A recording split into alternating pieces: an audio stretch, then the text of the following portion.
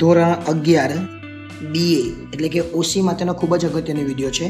પ્રથમ પરીક્ષા 2024ની અંદર માળખું કેવું રહેવાનું છે એની આપણે વાત કરવાની છે. એટલે કયા વિભાગમાં કયા ચેપ્ટરમાંથી પૂછવાનું છે એ આપણે જોઈશું. તો આપણા કેટલા વિભાગ આવે? તો આપણા વિભાગ આવે A થી લઈને E સુધીના. A, B, C, D અને E એમ કેટલા 5 વિભાગ આવે.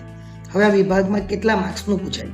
તો પહેલા વિભાગમાં 10 માર્ક્સનું પૂછાય, બીજા વિભાગમાં 5 પ્રશ્નો પૂછાય એ 5 માર્ક્સમાં, ત્રીજા વિભાગમાં 10 માર્ક્સનું પૂછાય, ડીની અંદર 15 માર્ક્સનું પૂછાય અને ઈની અંદર 10 માર્ક્સનું પૂછાય. આપણે જોઈ લે 10, 10, 10, 30, 15 ને 5, 20 એટલે 50 થઈ.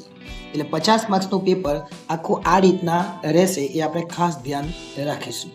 હવે આપણા કેટલા ચેપ્ટર છે? તો આપણા 5 ચેપ્ટર છે. 1, 2, 3, 4 અને 5 એમ કુલ કેટલા ચેપ્ટર છે? 5 ચેપ્ટર છે. કયા ચેપ્ટરમાંથી કેટલા માર્ક્સનું પૂછાય એ પણ જોઈ લે. તો પહેલા ચેપ્ટરમાંથી 12 માર્ક્સનું પૂછાય, બીજા ચેપ્ટરમાંથી 7 માર્ક્સનું પૂછાય, ત્રીજા ચેપ્ટરમાંથી ફરીથી 12 માર્ક્સનું પૂછાય, ચોથા ચેપ્ટરમાંથી 7 માર્ક્સનું પૂછાય અને પાંચમા ચેપ્ટરમાંથી 12 માર્ક્સનું પૂછાય. એમ કુલ જોવા જઈએ તો 12, 12, 12, 36, 36 ને 14 એટલે 50 માર્ક્સ. આ વિકલ્પ વગર છે.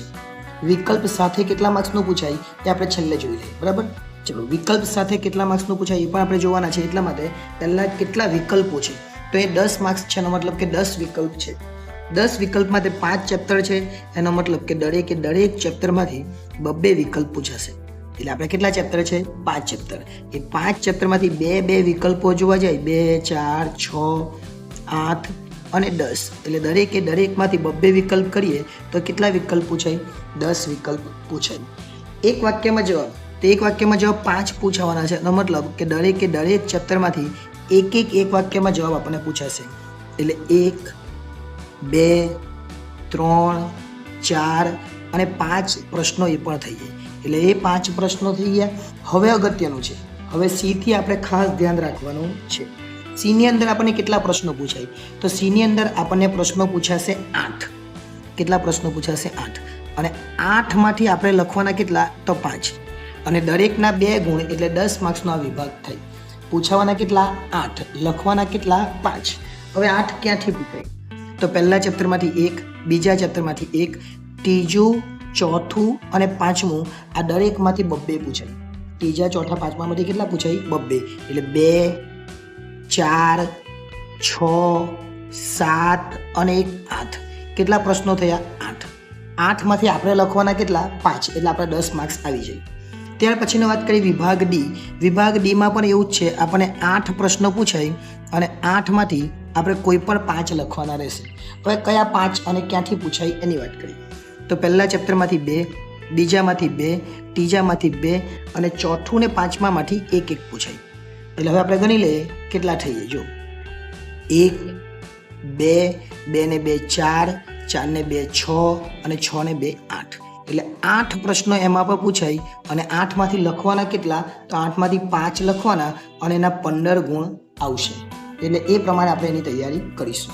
હવે છેલ્લો વિભાગ એટલે વિભાગ ઈ. વિભાગ ઈની અંદર કુલ 3 પ્રશ્નો પૂછાય અને 3માંથી કેટલા લખવાના? તો 3માંથી 2 લખવાના અને એકના 5 ગુણ એટલે એના 10 ગુણ રહેશે. કયા ચેપ્ટરમાંથી? ચેપ્ટર નંબર 1માંથી, ચેપ્ટર નંબર 2માંથી નહીં પૂછાય, ચેપ્ટર નંબર 3માંથી, 4માંથી નહીં પૂછાય અને 5માંથી 1. જોઈ લે ફરીથી. 1 5માંથી છે, 1 3માંથી છે અને 1 1માંથી છે. એટલે 1, 3 ને 5 એમ દરેકમાંથી આપણને એક પ્રશ્ન પૂછાય. એટલે કુલ કેટલા પ્રશ્નો પૂછાય? 3 પ્રશ્નો પૂછાય. એટલે ખાસ તૈયારી કઈ રીતના કરવાની જોઈ લેજો. હવે આપણે જે વાત કરેલી કે વિકલ્પ સાથે કેટલા માર્ક્સનું, તો જે પહેલું ચેપ્ટર છે એમાંથી કુલ 16 માર્ક્સનું પૂછાશે. કેટલા માર્ક્સનું? 16.